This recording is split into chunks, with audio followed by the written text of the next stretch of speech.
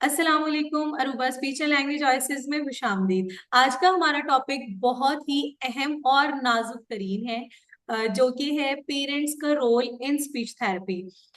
Basically parents जो हैं अपने बच्चे के लिए रोल मॉडल होते हैं। पेरेंट्स की कोऑपरेशन और पेरेंट्स का रोल इन थेरेपी बहुत इंपॉर्टेंट होता है। हर पेरेंट को होता है कि मेरा बच्चा बेस्ट से बेस्ट ले, मेरे बच्चे को बेस्ट से बेस्ट थेरेपिस्ट मिले, मेरे बच्चे को बेस्ट से बेस्ट थेरेपी मिले। तो कुछ मिसकॉन्सेप्शंस भी आ जाती हैं ड्यूरिंग द थेरेपी, या थेरेपिस्ट को लेके या फिर थेरेपी प्रोसेस को लेके।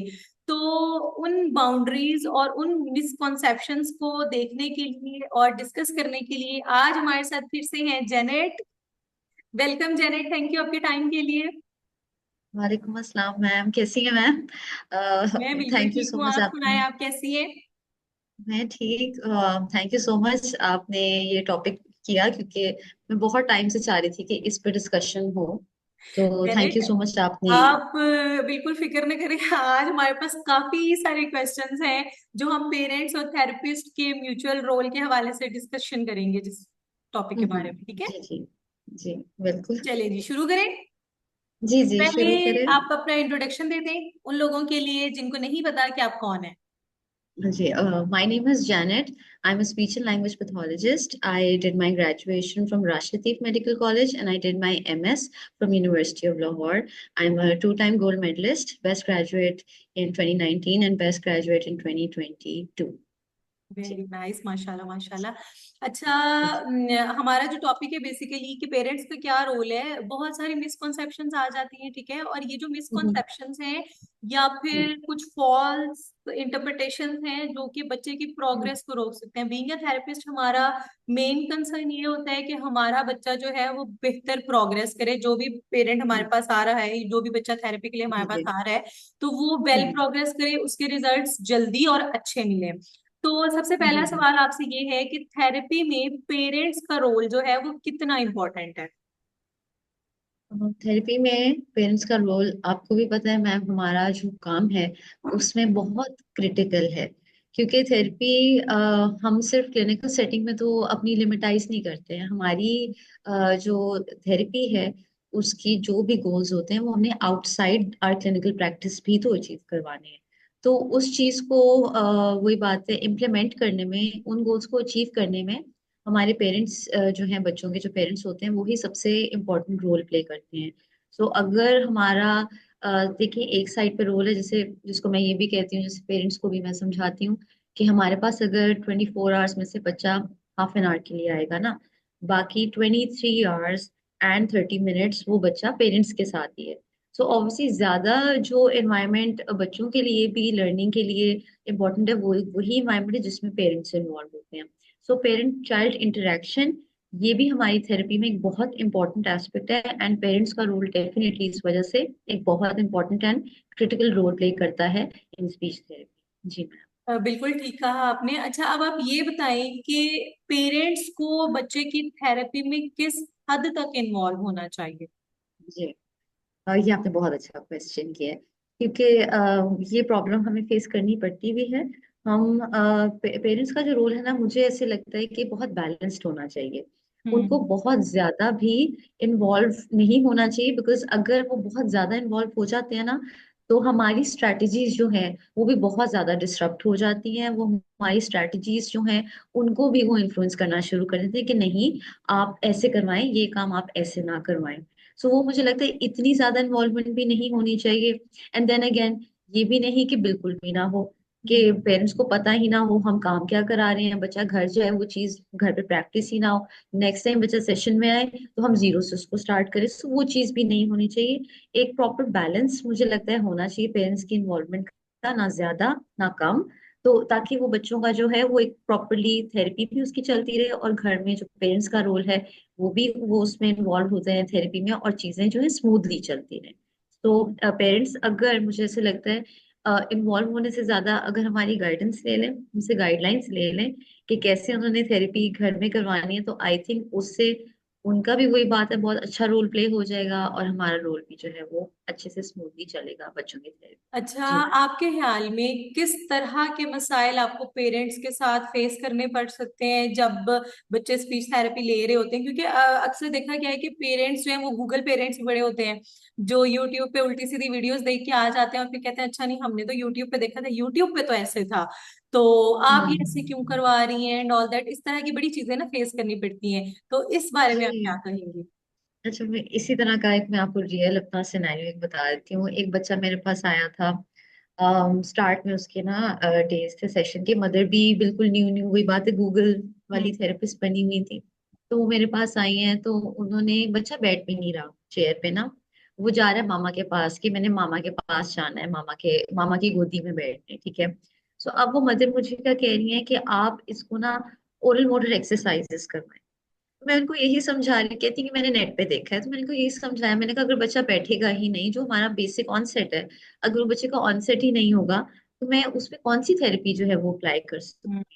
सो बहुत मुझे लगता है पेरेंट्स की ना एट टाइम्स वो इम्पेशेंट होते हैं, और उनकी बहुत अनरियलिस्टिक एक्सपेक्टेशंस होती हैं कि हम्म। बस जी, हम जिस तरह से हमने गूगल पे देखा है बच्चा कर रहा है, थेरेपिस्ट करा रही है, आपने बस वैसे करना है। बट हमें ये भी देखने की जरूरत है कि उस चीज को पहुंचने के लिए भी कुछ स्टेप्स हमने लेने हैं, बट वो चीज उनको वही बात है, वो नजर नहीं आ रही होती ना गूगल पे, तो इसलिए वो चीज उनको लगता है कि जैसे इंपॉर्टेंट ही नहीं होती। हम्म। तो ये चीज मुझे ऐसे लगता है कि एक या दो सेशंस के बाद बच्चा, उनको लगता है कि जैसे ठीक हो जाएगा, लेकिन मुझे ऐसा लगता है कि उनको इस चीज के लिए भी समझाना कि ये थेरेपी जो है टाइम टेकिंग है, हम्म। बहुत आगे तक चलेगी, उस चीज में भी मुझे लगता है उनको बहुत समझाना पड़ जाता है, क्योंकि वो गूगल से आ रहे होते हैं, गूगल पढ़ के आ रहे होते हैं। तो लेकिन ये है कि इस वजह से थोड़े से इश्यूज आते हैं, बट अगर हम उनको प्रॉपरली काउंसिल करें तो वो काफी चीजें बेहतर हो जाती हैं, हम्म। अगर हम उनको काउंसिल करें, बट देन अगेन उसमें भी हमें टाइम लग जाता है काफी। ठीक जी है। मैम। अच्छा, क्या आप ये समझती हैं कि बाज़ औक़ात जो है पेरेंट्स भी अपनी बाउंड्रीज जो है वो क्रॉस करते हैं ड्यूरिंग द थेरेपी? जी जी, मुझे ऐसा लगता है। जैसे हमारा आपका भी शायद यही स्टाइल है कि मैं पेरेंट्स को हमेशा सेशन में बिठाती हूँ, हम्म। बट समटाइम्स ऐसे लगता है मुझे कि वो हमारे लिए एक समझो डिसएडवांटेज भी हो जाता है। व्हाई? हम्म। बिकॉज पेरेंट्स पे जज करना शुरू हो जाते हैं, और आपको इवन ड्यूरिंग सेशन वो टोकना शुरू कर देते हैं। जैसे फॉर एग्जाम्पल, मैं एक बच्चे की पोर्टेज पे असेसमेंट कर रही थी लैंग्वेज की, एंड वो बच्ची को मैं पूछ रही थी कि आपको स्कूल में कौन पढ़ाता है, आपको मतलब कि इस तरह से मैं उससे क्वेश्चंस पूछी थी, WH क्वेश्चन, जैसे आप कहते हैं कि आप लिखते किससे हैं, या रूम में कितनी फैंस हैं या कितनी लाइट्स हैं, इस तरह से। अब बच्चे को आंसर करने से पहले ही मदर आगे से बोल देती थी ये सब उसको आता है। ऐसे तो होते हैं। वो थोड़ा सा मुझे फील होता है कि फिर हम बच्चे को कैसे असेस करें, अगर पेरेंट्स जो है वो खुद से ही अपनी ओपिनियंस या अपनी बातें जो है वो बताना शुरू करते हैं कि ये चीज आती है, आप आगे चलें। एंड बिलीव मी मैम, उस बच्ची को वो चीजों का नहीं पता था। हम्म। जब मैंने उस बच्ची को अकेले में बिठाया, अकेले में पूछा, शी डिड नॉट नो। सो वही बात है, पेरेंट्स को मुझे लगता है एक टाइम तक हमें जो है उनको रोकना भी चाहिए कि वो इंटरफेयर ना करें, क्योंकि इस तरह से वही बात है, हमारी थेरेपी, हमारी असेसमेंट बहुत ज्यादा अफेक्ट हो जाती है, उससे वही बात है, फिर इन दी एंड हमारी गोल्स जो हमने सेट किए होते हैं उनको अचीव होते होते बहुत ज्यादा टाइम लग जाता है। जी। अच्छा, कभी कभी ना पेरेंट्स जो है थेरेपी को लेके ना बड़े अजीब किस्म के उनके कॉन्सेप्शंस होते हैं और बड़े अजीब किस्म की उनकी स्टेटमेंट्स होती हैं। तो क्या आपके प्रोफेशनल करियर में आपने कुछ ऐसे अजीब और गैर मामूली किस्म की स्टेटमेंट्स देखी हैं जो पेरेंट्स ने शेयर की हो रिगार्डिंग योर थेरेपी? जी जी, ये भी एक चीज जो आपने बहुत अच्छा पॉइंट रेज किया है, कि उसमें ना एक बहुत जैसे हम ओरल मोटर एक्सरसाइज, जैसे मैंने पहले भी मेंशन हम्म। किया, वो बहुत इंपॉर्टेंट रोल प्ले करती हैं। जैसे हम हम्म। फिटनेस के लिए एक्सरसाइज करते हैं, उसी तरह स्पीच प्रोडक्शन के लिए भी ओरल मोटर एक्सरसाइजेस बहुत जरूरी है। सो पेरेंट्स को ये चीज मुझे नहीं समझ आती कि उनको क्या है। बहुत से पेरेंट्स ने ऐसे मेरे साथ बात की है, हमने एक्सरसाइजेस कराई थी थोड़े टाइम के लिए, उससे कोई फर्क नहीं पड़ा, तो हमने नहीं कराई। ठीक हम्म। है, फिर जब हम उनसे कहते हैं कि अच्छा आपने कौन सी एक्सरसाइज कराई या कैसे कराई, तो वो जिस तरह से आपको बताते हैं कि उन्होंने एक्सरसाइजेस कराई होती हैं, आप हैरान परेशान रह जाते हैं कि ये वाली कौन सी स्पीच थेरेपिस्ट है जिसने उनको ऐसे गाइड किया। सो वो मुझे लगता है कि बहुत ज्यादा ऐसे भी हमें पेरेंट्स देखने को मिलते हैं। फिर कुछ ऐसे पेरेंट्स भी होते हैं जो बहुत ज्यादा मुझे लगता है मिसकंसेप्शंस के साथ आते हैं। हाँ। जैसे फॉर एग्जांपल कि अगर बच्चा बोल नहीं रहा तो यानी कि उसके दिमाग का कोई मतलब बहुत ज्यादा कोई मसला है, हम्म। सीरियस मसला है, इसको कोई दवाई ही देंगे तो ठीक होगा, थेरेपी से ठीक नहीं होगा, हम्म। मतलब इस तरह वाली चीजें। सो ये बहुत से पेरेंट्स जो हैं, हमें आई थिंक आपको भी मुझे डेली बेसिस पे ही फेस करने पड़ते हैं, जिसमें वो ऐसी ऐसी बातें कर देते हैं कि आप खुद एट टाइम्स स्पीचलेस हो जाते हैं कि अच्छा अब हम बात शुरू कहाँ से करें और एंड कहाँ पे करें। यस, ये बहुत हाँ। ज्यादा मेरे साथ हो। हाँ, आजकल जैसे सोशल मीडिया की भी, हमने पहले यूट्यूब की बात की कि गूगल पेरेंट्स होते हैं और यूट्यूब पे डिफरेंट वीडियोस देख के आते हैं। तो सोशल मीडिया का बहुत ज्यादा इन्फ्लुएंस है ऑलमोस्ट हर फील्ड में ही, और हमारी फील्ड में भी। आप जब यूट्यूब देख रहे होते हो, और आप, मैं तो अक्सर जब लोगों की वीडियोस देख रही होती हूँ, मैं कहती हूँ यार इस चीज पे अप्लाई नहीं होती, इस थेरेपी, ये चीज जो है ये इस डिसऑर्डर पे अप्लाई नहीं होती है थेरेपी, और लोगों ने वो भी की होती है, एंड जी। People have a massive response on it. तो आप क्या कहती हैं कि सोशल मीडिया ने किस तरह से पेरेंट्स को इन्फ्लुएंस किया है, जो अपने बच्चों के लिए स्पीच थेरेपी ले रहे हैं? जी मैम, ये तो मैं खुद, आप सही कह रही हैं, ये मेरे साथ खुद बहुत हुआ है क्योंकि मेरे इंस्टा पे भी मदर्स एडेड हैं। तो वो मदर्स दमसेल्व्स मुझे इस तरह की वो दे रही होती हैं, सेंड कर रही होती हैं, देखिए इसमें ना ये लोग काम ऐसे करा रहे हैं, ये देखिए इसमें ये काम ऐसे करा रहे हैं। अब उनको ये चीज समझानी भी कि हम भी जो एक्टिविटीज करा रहे हैं ना वो उसी गोल की हैं, लेकिन नहीं, वो शायद रिसोर्स थोड़ा डिफरेंट यूज कर रहे होते, तो उनको लगता है हाँ। कि ओ माय गॉड वो पता नहीं क्या करा रहे हैं। बट इन दी एंड जब बच्चे का गोल वही आ रहा है, बच्चा वही सेंटेंस बोल रहा है, वही चीजें हाँ। कर रहा है, तो पेरेंट्स को बस ये होता है कि नहीं, वो जो चीज है उस चैनल पे उस थेरेपिस्ट ने जो चीज यूज करके कराई है बस आपने वैसे ही करानी है, अदरवाइज शायद हमारा बच्चा वैसे सीख ही नहीं सकता। सो वो मुझे लगता है थोड़ा सा हमारे लिए प्रॉब्लमैटिक हो जाता है, because we live in a country जहाँ पे उस तरह से रिसोर्सेज हमारे पास स्पीच थेरेपी रिलेटेड अवेलेबल भी नहीं है। ऐसे। एंड हम अक्सर, आपको भी पता है मुझे भी पता है, हम अपना रिसोर्स खुद बनाते हैं और हम्म। हमें एक रिसोर्स प्रिपेयर करने में मंथ्स लग जाते हैं। सो वो चीज उनको समझाने में हमें थोड़ा सा लगता है कि अगर हम भी यस अमेरिका में बैठे होते, हम भी फिर इस तरह की बहुत ज्यादा वीडियोस बना रहे होते, बट क्योंकि हमारे पास लिमिटेड रिसोर्सेज हैं और उस तरह से है, तो हमें थोड़ी सी जो है वो इश्यूज आते हैं। और हम्म। इसके साथ साथ पेरेंट्स को ये चीज भी आई थिंक मिसगाइडेंस एक मिल जाती है फ्रॉम इंस्टा एंड इस तरह से चैनल से। वो ये है कि उनको लगता है कि क्विक फिक्स है ना ये हम्म। अच्छा जी। अब वो अक्सर आपने भी मैम ये चीज देखी होगी कि काफी बच्चों को जो थेरेपिस्ट काम करवा रहे होते हैं ना वीडियोस में, वो हम्म। बच्चे इतने सेटल्ड और इतने अच्छे वो कर रहे होते हैं कि वो आपको लग ही नहीं रहा होता कि यार ये इस बच्चे का, हाँ। क्योंकि we be professionals we know कि यार ये तो इसका गोल बन ही नहीं सकता, ये तो हम्म। शायद वीडियो के लिए ही बना रहे हैं। So we know those things because we are in the field, but parents को शायद ये चीज समझ नहीं आती। तो मैं सो भी वो ऐसे समझते करती हूँ हैं। मोस्टली, जब मैं अपने बेटे के साथ काम कर रही थी, because I have a live model. तो मैं जब अपने बेटे के साथ काम कर रही होती हूँ, तो बच्चे के साथ काम करने में और वीडियो में उसकी अगर कभी क्लिप्स लगाती हूँ अपने सोशल मीडिया पे, तो मैं सिर्फ उसकी वो क्लिप्स लगाती हूँ जिसमें वो काम कर रहा होता है, लेकिन उस एक वीडियो के पीछे कितनी ज्यादा कितने चीजें होती है ये कोई भी नहीं देखता। नहीं देखता। सो वो चीजें जो पेरेंट्स को शायद आइडिया नहीं होता, उनको लगता है ओ माय गॉड इसने तो फॉरेन कर लिया, तो अब हाँ। हमारे बच्चे को भी ये काम कराएं और ये फॉरेन करे। सो वो हम्म। चीजें एक जो है वो बहुत ज्यादा मुझे लगता है मिसकम्युनिकेशन भी पैदा करती हैं और हाँ। मिसकंसेप्शन मिस इन्फॉर्मेशन भी स्प्रेड होती है। और इसके लिए मैं बस यही कहती हूँ, हर पेरेंट को मैं यही कहूंगी कि अपने थेरेपिस्ट पे जरूर ट्रस्ट करें। वो आपका दुश्मन नहीं है, वो आपके बच्चे की बेहतरी ही चाहता है, बिल्कुल आपकी तरह। सो उस पर ट्रस्ट करें, जैसे वो लेके चल रहा है प्लीज उसको चलने दें, आपको वो उसी तरह के रिजल्ट्स देगा जैसे वीडियोस में आ रहे हैं। जी मैम। अच्छा, होता ये है कि जैसे एक बड़ी इम्पोर्टेंट पॉइंट आपने बताया है कि अच्छा, पता है क्या होता है, अब जब हम थेरेपी ड्यूरेशन जो है वो भी बड़ी इंपॉर्टेंट होती है। अक्सर पेरेंट्स जो हैं उनका इतना पुअर प्रोग्रेस, मतलब इतना पुअर उनका जो है फॉलो अप होता है, और उस फॉलो अप पुअर होने की वजह से बच्चे की जो प्रोग्रेस है वो बहुत ज्यादा अफेक्ट करती है।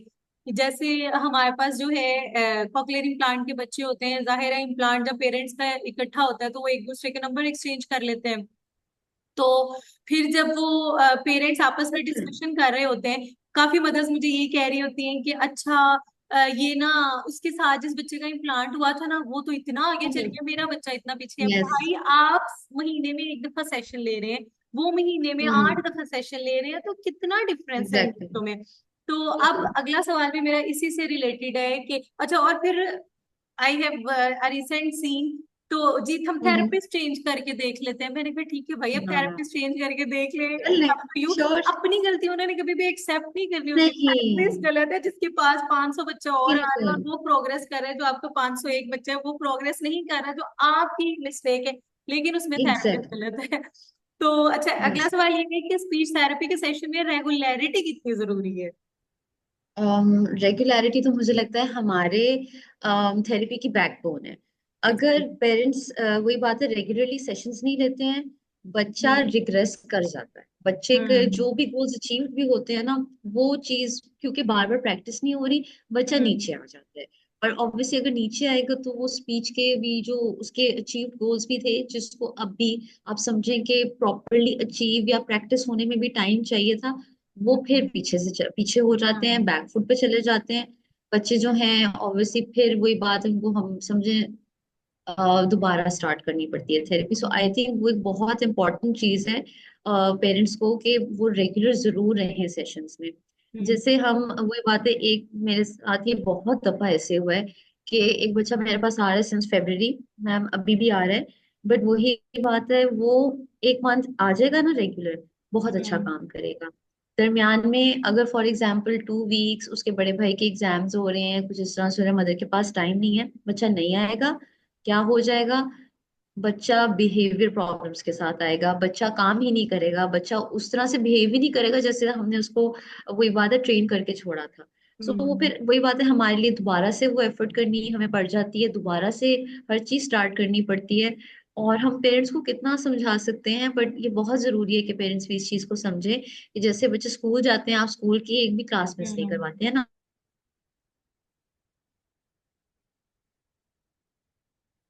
ज्यादा इफेक्ट हो जाती है और बहुत डिले हो जाती है। जी मैम। अच्छा, आप मुझे ये बताएं कि घर पे एक्सरसाइज या एक्टिविटीज को जनरलाइज करना जो है वो कितना जरूरी होता है? ये हम ऑलरेडी एक अपनी जो लास्ट वीडियोस में भी हमने तो ये चीज डिस्कस की थी, तो जो व्यूअर्स जिन्होंने वो वीडियो नहीं देखी उनके लिए आप इस चीज को भी जरा हाईलाइट कर दें।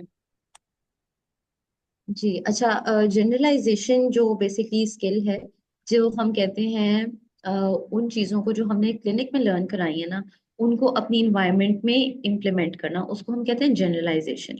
सो हम्म। वो एक बहुत इंपॉर्टेंट चीज़ है, जो कि वही बात है, अगेन वो एक थेरेपिस्ट की जिम्मेदारी नहीं है, वो पेरेंट्स की जिम्मेदारी है कि उन्होंने जनरलाइज कराना है। अब आई अंडरस्टैंड मदर्स के लिए टाइम नहीं होता, मतलब घर वालों के लिए भी टाइम नहीं होता, बट देन अगेन हमने इस चीज को एक बहुत इंपॉर्टेंट समझे, ये बच्चे का टाइम होता है जो थेरेपी वाला टाइम होता है, फॉर एग्जाम्पल 1 साल है या 2 साल है, मुझे लगता है उसमें मदर्स को ना, और काफी मदर्स ऐसे करती भी हैं, वो अपनी सब चीजों को छोड़ के ना, अपनी नींद को, अपनी भूख को छोड़ छाड़ के वाकई में अपने बच्चों के ऊपर एफर्ट करती हैं। मैंने ऐसी मदर्स भी देखी हैं। एंड वाकई में मैम आप यकीन करें कि उनके जो स्किल्स जो वो सेशन में लर्न करते हैं, घर में जब वो प्रैक्टिस होते हैं, एवरीडे लाइफ में जब वो इम्प्लीमेंट होते हैं, तो उसमें बच्चों की प्रोग्रेस बहुत अच्छी नजर आती है, बहुत इंप्रूवमेंट नजर आती है। एंड अगेन अगर जनरलाइजेशन घर के लोग अगर ना करवाएं, उस तरह से प्रैक्टिस ना कराएं, बच्चा सिर्फ सेशन में ही काम कर रहे हैं, घर में वो कर ही नहीं रहा, उससे बहुत ज्यादा जो है उसकी स्पीच एंड लैंग्वेज की जो प्रोग्रेस है वो अफेक्ट हो जाती है। और बच्चे का वही बात है, उस तरह से कॉन्सेप्ट डेवलपमेंट हो ही नहीं पाती है जिस तरह से एक बच्चा जिसकी अच्छी जनरलाइज हुई है उसकी होती है। जी मैम। अच्छा, होता ये कि कभी कभी ना रेफरल केसेस में भी प्रॉब्लम्स आ सकती हैं, तो क्या हम्म। आपने कभी ऐसा एक्सपीरियंस किया है कि किसी ने पेरेंट को गलत गाइड किया हो आपके बारे में या रेफर करने के बारे में? मेरे साथ तो मोस्ट ऑफ द टाइम ये होता है। मेरे साथ एक भी तो हुआ फीस है। के मामले में बहुत होता है, दूसरा वो डॉक्टर बड़ी अच्छी है, वो आपको फ्री थेरेपी कर दे कि भाई यही आई एम तो। Giving you my time, you have to understand जी। दिस। मैं एक हॉस्पिटल हम्म। सेटिंग में बैठी हुई हूँ, और हॉस्पिटल सेटिंग की अपनी जाहिर है, they are providing me a place, they are providing me electricity, तो क्या वो सब जो है वो डोनेशंस पे तो होता नहीं है। तो ये एक हम्म। बड़ी एक मिसकॉन्सेप्शन होता है मेरे बारे में, तो मोस्टली ये चीज ज्यादा मुझे फेस करनी पड़ती है फीस के मामले में कि नहीं वो तो कम से कम कर देंगे। और mostly I have seen a lot of quacks, वो क्या करते हैं, फ्री कैम्प कर रहे होते हैं, फ्री थेरेपी कर रहे होते हैं। देखिए अगर कोई पर्सन आपको अपना टाइम दे रहा है, मोस्ट हम्म इम्पोर्टेंट, अगर कोई बंदा हम्म आपको अपना टाइम दे रहा है, तो टाइम आजकल किसी के पास नहीं। अगर कोई बंदा आपके बच्चे पे अपना टाइम इन्वेस्ट कर रहा है तो इट मीन्स कि यू हैव टू पे फॉर इट। और मोस्टली हम्म केसेस में जो पेरेंट्स फ्री थेरेपी लेके जाते हैं, जैसे हमारे कुछ वेलफेयर इंस्टीट्यूट्स हैं जहाँ पे फ्री थेरेपी भी हो रही होती है, तो वहां हम्म पे पेरेंट्स उस तरह से बच्चे को काम नहीं करवाते। और जैसे हमारे कुछ ऐसे ही। सेंटर्स में होता है ये कि फ्री थेरेपी तो फ्री है, लेकिन उनको बस टेंशन होती है हमने थेरेपी फ्री ले ली है क्योंकि हमें मैपिंग करवानी है, जैसे कॉकलियर इम्प्लांट जी हम केसेस में देखते जी हैं। तो जी, इस चीज को भी बिल्कुल जरा आप सही हाईलाइट कह करें। रहे हैं। अच्छा, ये मेरे साथ एक बहुत बात, तो मैंने पॉलिसी ही बना ली है पेरेंट्स के साथ। हम्म। क्योंकि वही बात है, वी डील विद किड्स जिनको मल्टी डिसिप्लिनरी अप्रोच चाहिए होती है। हाँ। And me being speech and language pathologist, मैं बाकी थेरेपीज तो दे नहीं सकती हूँ, जैसे साइकोलॉजी मुझे नहीं आती, मैं बिहेवियर थेरेपी नहीं दे सकती, हाँ। मैं फाइन मोटर स्किल्स पे काम नहीं कर सकती बिकॉज मैं एक ओटी नहीं हूँ, ऑक्यूपेशन थेरेपिस्ट नहीं हूँ। So I referred one of my kids to a very well known occupational therapist in Lahore. And इसी मतलब कि उनकी मैंने बहुत तारीफ की कि नहीं, ये बहुत अच्छी हैं और इनका काम बहुत अच्छा है, एंड वाकई में उनका काम अच्छा है, I respect her for that. But क्या हुआ, उस बच्चे ने 2-3 दिन बाद मेरे पास आना ही छोड़ दिया। क्यों? क्योंकि उन्होंने जी कन्विंस कर लिया था कि वहीं पे स्पीच थेरेपी है। सो होता आई वाज ऐसे ही है, लाइक कि साइकोलॉजिस्ट स्पीच जी थेरेपी कर रहे होते हैं, हाँ बिहेवियर थेरेपी स्पीच थेरेपी कर रहे होते हैं, ईएनटी स्पीच थेरेपी कर रहे होते हैं, ऑडियोलॉजी स्पीच जी थेरेपी कर रहे होते हैं। भाई हम किस लिए बैठे हुए हैं फील्ड में, आपको ये एग्जैक्टली नहीं समझ लग रही मैं कि बंदा बिल्कुल जिसने 6 साल मेहनत की है उसमें, और वो बंदा जिसने सिर्फ गूगल करके चीजें सीखी हुई है या 1 साल में ट्रेनिंग ली हुई है, वो कैसे हमारे बराबर हो सकता है। कैसे। सो वो चीज मुझे बहुत ज्यादा, वही बात है, हर्ट भी की थी कि ऐसा हम्म। होता है। बट देन अगेन मैं कहती हूँ कि चलिए, प्रोफेशनल का इतना ज्यादा कसूर नहीं जितना पेरेंट्स का है कि वो ऐसी हाँ। बातों में आ जाते हैं। आपको मेरे मतलब कि उस बच्चे के साथ मुझे काफी टाइम हो गया था और उस पे रिजल्ट्स भी शो हो रहे थे। अब जैसे वही बात है, उसकी प्रोग्रेस आना ही शुरू हुई थी तो उन्होंने उसको विड्रॉ कर लिया थेरेपी से। सो ऑब्वियसली फिर वही चीजें आप बड़ा डिसहार्ट फील करते हैं। मुझे ऐसे लगता है कि पेरेंट्स को भी चाहिए कि इस तरह से नहीं करना चाहिए। अगर एक बच्चा सेट हो गया किसी थेरेपिस्ट के हम्म। साथ, उसको कंटिन्यू करना चाहिए। मैं ये नहीं कह रही हूँ कि बस जी मेरे पास ही आए तो मैं ऐसे जी, हम्म। मुझे इससे कोई गर्ज नहीं है। बट आप अगर किसी थेरेपिस्ट के पास जा रहे हैं और अगर वो थेरेपिस्ट रिजल्ट्स दे रहा है, तो आई डोंट थिंक सो कि आपको चेंज करना चाहिए उस टाइम पे। हम्म। आप, हाँ, अगर रिजल्ट्स ना दे रहा हो, आप उनसे डिस्कस करें, तभी मैं ये नहीं कहूंगी विड्रॉ करें, लेकिन डिस्कशन तो करें, बात तो करें, आप अपनी बातें कन्वे तो करें। इस तरह से विड्रॉ कर लेना और फिर आपको बाद में किसी थर्ड पर्सन के थ्रू पता चल रहा हो कि जी वो वहां पे, तो वो इससे आपके पास नहीं आ रहा कि वो वहां पे जी वहीं पे फिक्स हो गया। तो हम्म। ये पेरेंट्स के साथ, पेरेंट्स बहुत ज्यादा ऐसे करते हैं और मेरे साथ ऐसे काफी इंसिडेंट्स हुए हैं। जी मैम। हाँ, जी मेरे साथ भी एक दफा ऐसा इंसिडेंट हुआ कि एक मेरे पास बच्चा आता था ऑटिज्म के साथ, तो और वो ऐसा केस था कि मतलब मैं उस बच्चे को लेके बहुत, मतलब I give hmm double time भी मैंने उसको दिया एंड ऑल दैट। और जब मुझे हम्म ये पता चला कि वो साइकोलॉजिस्ट से ही स्पीच थेरेपी ले रहे हैं, तो उस टाइम पे मुझे बहुत दुख हुआ इस चीज का। लेकिन खैर पेरेंट्स की अपनी एग्जैक्टली। मर्जी है, लेकिन पेरेंट्स वो ना शॉर्टकट ढूंढने के चक्कर में जब वो बच्चे का बेड़ा गर्क कर देते हैं। और अब कर वो देते बच्चा हैं। आफ्टर 2 इयर्स फिर मेरे पास आया अपने गोल्स हम्म, लेके कि हमारे स्पीच के गोल्स अचीव नहीं हो। हमारे साइकोलॉजिस्ट ने कहा था कि हम correct, अचीव कर जी। देंगे, लेकिन उनसे नहीं हो पाया। तो हम्म, ये भी केस होता है। एग्जैक्टली। अच्छा। अच्छा, ये भी बहुत ज्यादा है वैसे मैम, ये हाँ। भी बहुत ज्यादा हो जाता है कि जब फिर बहुत बहुत ज्यादा, आप समझे, बच्चा हम्म। सीरियसली, मतलब क्रिटिकल, आप समझे, स्पीच एंड लैंग्वेज की प्रॉब्लम के साथ हो जाता है, जिसको हम कैसे वेयर मतलब हो जाता है, तब फिर उनको याद आता है कि नहीं यार, अब हम उनके पास वापस ले जाते हैं। तो तब हाँ। हमारे पास भी वही बात है, उस तरह से फिर करने को नहीं, हम भी वही बात है, ऐसे केसेस में फिर नहीं लेती हूँ। क्योंकि हाँ, मैं भी अगर नहीं वो लेती ऐसे। पीरियड ही अगर क्रॉस कर गया, लैंग्वेज एक्विजिशन हाँ। वाला 6 इयर्स प्लस हो गया और इतना सिवियर उसका प्रॉब्लम है, हम्म। आप तब अगर ट्रस्ट कर लेते तो अब तक शायद बच्चा बहुत अच्छा परफॉर्म करता। बट अब लाने का देयर इज नो पॉइंट ना, there is no hmm. Point. जी। अच्छा, आपके ख्याल में थेरेपिस्ट और पेरेंट्स के दरमियान स्ट्रॉन्ग एसोसिएशन बनाने के लिए क्या स्टेप्स लेने चाहिए? सबसे पहले तो number one, communication. Communication is the key.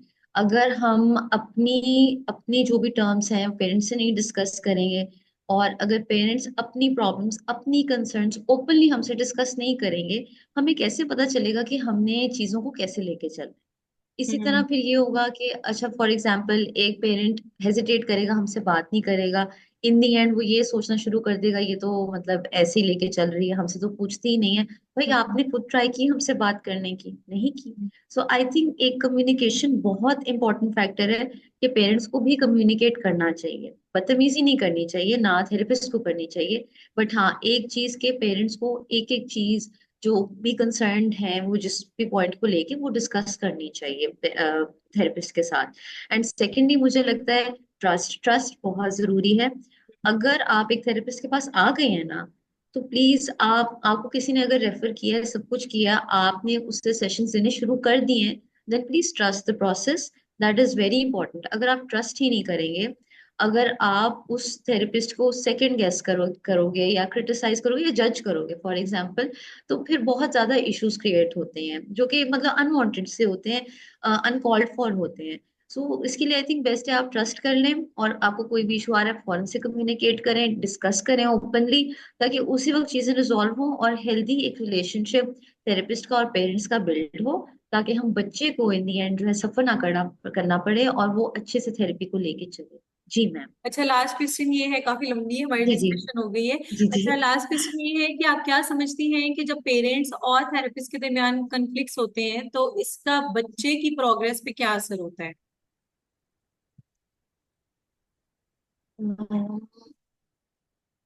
और थेरेपिस्ट के दरमियान मुझे सबसे ज्यादा ना इसी चीज का जो है ना प्रॉब्लम होती है कि बहुत